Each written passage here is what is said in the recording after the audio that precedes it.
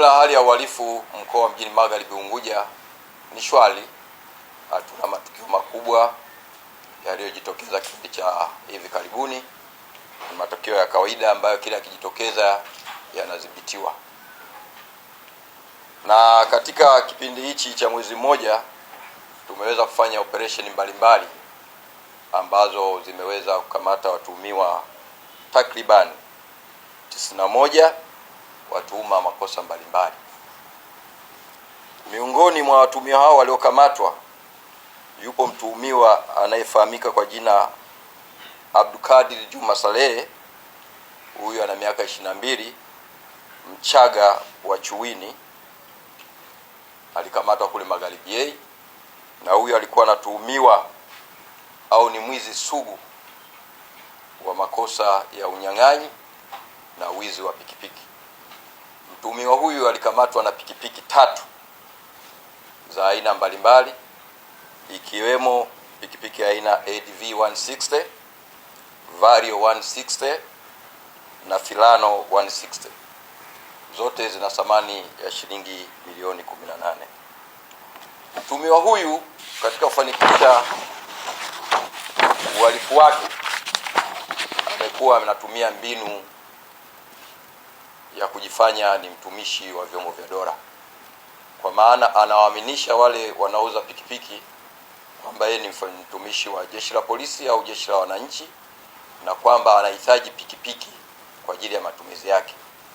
Sasa mbinu anayotumia, kwanza analenga zile pikipiki zenye thamani, na kwa sababu ameshamwaminisha mwananchi yeye ni askari polisi au ni wa jeshi, huwa kabla ya kufanya malipo utaka kuitesti ile pikipiki, na akitesti umemwachia anaitesti, ndo anaondoka nayo moja kwa moja. Kwa hiyo ndio mbinu anayotumia.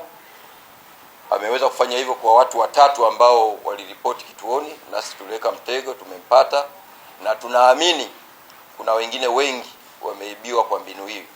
Hivyo nichukue fursa hii, waandishi wa habari, kwa wale ambao wameibiwa kwa mbinu hiyo, basi wafike kituo cha polisi Madema kwa ajili ya kutambua mhalifu na hatua zingine ziweze kuendelea.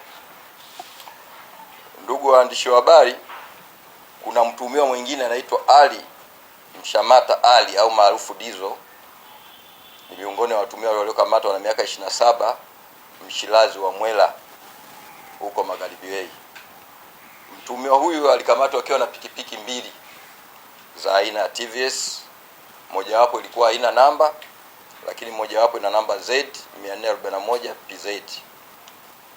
Mtuhumiwa huyu pia alikamatwa akiwa na simu 3 za wizi, kitambulisho cha NIDA chenye jina la Mariam Ali Kimaro, pamoja na zile chip 28.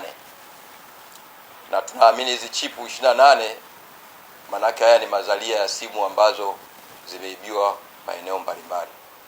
Hivyo sasa hivi tunafanya jitihada za kuweza kuwatambua zile chip, tuzitambue ni nani wamiliki wake, ili tuone waliibiwa katika mazingira gani, kwa sababu tunaamini hizi ni simu.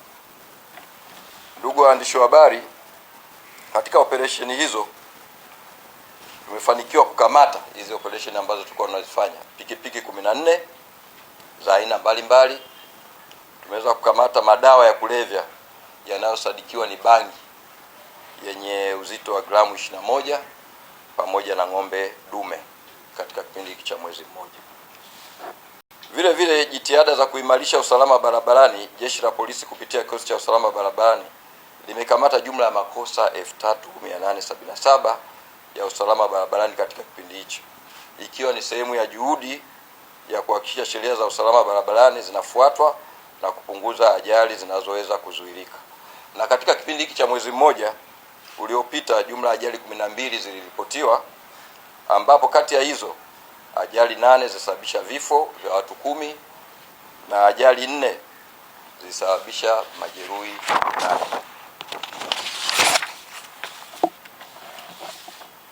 Kwa upande wa mwenendo wa mashauri, kwa sababu sisi baada ya kupeleleza tunawapelekea DPP, baadaye tunapeleka mahakamani.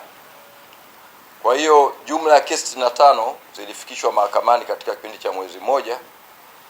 Miongoni mwa kesi zilizofikishwa mahakamani ziliwahusu watuhumiwa 8 Hawa watuhumiwa 8 nafikiri wengi mna kumbukumbu, ni watuhumiwa sugu wa makosa ya uvunjaji na unyang'anyi wa kutumia silaha. Na tukio moja wapo walilofanya lilikuwa lile la Mlandege, ambapo walivunja majira ya usiku katika duka la wakala wa fedha na kuiba fedha zisizopungua shilingi milioni 100. Vile vile watuhumiwa hawa walifanya tukio la unyang'anyi wa kutumia silaha kule Maungani, wilaya ya Magharibi B, na kufanikiwa kuiba fedha taslim shilingi milioni 10 na vitu vyenye thamani ikiwemo dhahabu vyenye thamani ya shilingi milioni 20. Kwa hiyo hao ni miongoni waliofikishwa mahakamani katika kipindi hicho. Ndugu watu, niseme Jeshi la Polisi mkoa wa Mjini Magharibi chini ya uongozi wangu kama kamanda wa polisi mkoa wa Mjini Magharibi, sisi hatujapanga kushindwa katika swala zima la kuzuia na kupambana na uhalifu. Na niwatake tu wahalifu waliopo au wanaotaka kuwepo katika mkoa wa Mjini Magharibi, niwaambie kwamba Mjini Magharibi kwa wahalifu si sehemu salama.